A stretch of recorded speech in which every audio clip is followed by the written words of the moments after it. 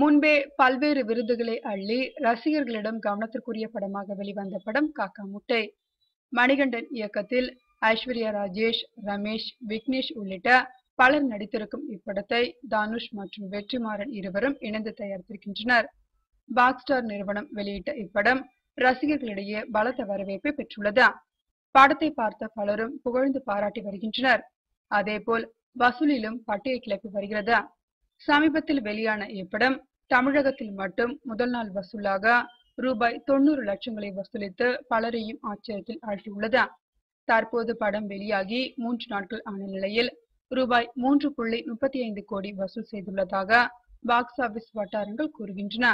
இந்த நிலையில் காக்கா முட்டை படத்தில் யதார்த்தமான நடிப்பை வெளிப்படுத்தி ரசிகர்கள் எல்லோரையும் தன்வசப்படுத்திய விக்னேஷ், ரமேஷ் 2 சிறுவர்களையும் சந்தித்துள்ளார் இந்திய கிரிக்கெட் அணியின் கேப்டன் தோனி.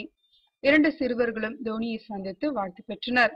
அப்போது தோனி இயக்குனர் மணிகண்டனிடம், தமிழ் படங்கள் எனக்கு மிகவும் பிடிக்கும். தமிழில் வெளிவரும் அனைத்து படங்களையும் சப்டைட்டிலுடன் ரிலீஸ் செய்தால் நானும் பார்ப்பேன். அனைவரும் பார்த்து ரசிப்பார்கள் என கோரிக்கை வைத்துள்ளார். தோனியின் கோரிக்கையை ஏற்று தமிழ் சினிமா இயக்குனர்கள் தங்கள் படங்களை சப்டைட்டிலுடன் ரிலீஸ் செய்வார்களா என்று பொறுத்திருந்து பார்ப்போம்.